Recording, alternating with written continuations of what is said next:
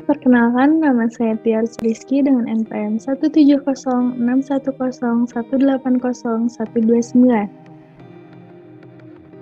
Pada video kali ini, saya akan membahas tentang kasus kepailitan dan penundaan pembayaran yang ada di Indonesia. Dalam hal ini, saya akan membahas tentang pertama, latar belakang kepailitan atau penundaan pembayaran perusahaan. Yang kedua, langkah-langkah yang diambil oleh pihak-pihak terkait. Yang ketiga, hasil akhir dari kasus kepailitan dan penundaan pembayaran perusahaan. Perusahaan yang terlibat pada kasus kepailitan dan penundaan pembayaran yaitu PT S Hardware Indonesia Tbk, di mana S Hardware ini merupakan perusahaan retail yang menjual aneka perkakas dan perabotan rumah tangga asal Amerika Serikat. S Hardware ini juga telah memiliki 206 gerai yang tersebar luas di beberapa wilayah Indonesia. Kasus kepailitan ini dimulai pada tanggal 6 Oktober 2020. Pada mulanya, Wibowo & Partner mengajukan gugatan pailit terhadap S Hardware ke Pengadilan Negeri Jakarta Pusat.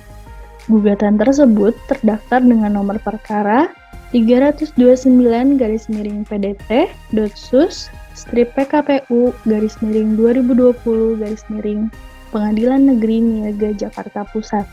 Dalam keterangannya, Wibowo & Partner mengungkapkan bahwa latar belakang pengajuan gugatan tersebut adalah perjanjian jasa hukum bulanan. S Hardware telah menunggak pembayaran jasa pengacara Wibowo & Partner sebesar 10 juta rupiah.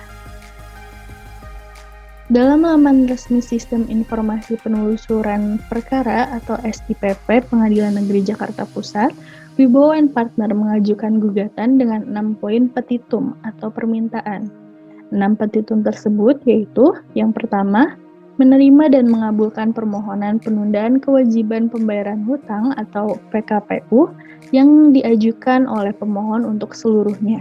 Yang kedua, menetapkan dengan menunjuk hakim pengawas dari Hakim Pengadilan Niaga pada Pengadilan Negeri Jakarta Pusat untuk mengawasi proses PKPU termohon PKPU. Yang ketiga, menetapkan dengan menunjuk hakim pengawas dari Hakim Pengadilan Niaga pada Pengadilan Negeri Jakarta Pusat untuk mengawasi proses PKPU termohon PKPU. Yang keempat, menunjuk dan mengangkat Saudara Dr. Turman M. Pangabean SHMH yang merupakan pengurus yang terdaftar di Kementerian Hukum dan Hak Asasi Manusia sebagai kurator dalam hal termohon PKPU dinyatakan pailit. Yang kelima, menghukum termohon untuk menaati putusan perkara ini. Yang keenam, menghukum termohon untuk membayar seluruh biaya yang timbul dalam permohonan ini. Selain itu, S Hardware pun menggugat balik Wibowo & Partner ke Pengadilan Negeri Jakarta Pusat dengan nomor perkara 599/PDT-G/2020/Pengadilan Negeri Jakarta Pusat. Dalam gugatannya, S Hardware meminta pengadilan untuk menyatakan bahwa Wibowo & Partner sebagai pihak tergugat melakukan perbuatan melawan hukum. Selain itu, S Hardware juga meminta pengadilan menyatakan perjanjian Legal Service Agreement tertanggal 1 Oktober 2015 melawan hukum sehingga perjanjian dan akibat-akibat yang timbul lainnya batal dan tidak memiliki kekuatan hukum. Pada akhirnya, gugatan hukum terhadap S Hardware resmi dicabut oleh Wibowo & Partner. Pencabutan gugatan dikarenakan pihak S Hardware telah membayar kewajiban kepada Wibowo & Partner pada tanggal 19 Oktober 2020 atau 13 hari setelah pengajuan permohonan PKPU. Dengan dicabutnya gugatan tersebut, kasus gugatan PKPU terhadap S Hardware dinyatakan selesai.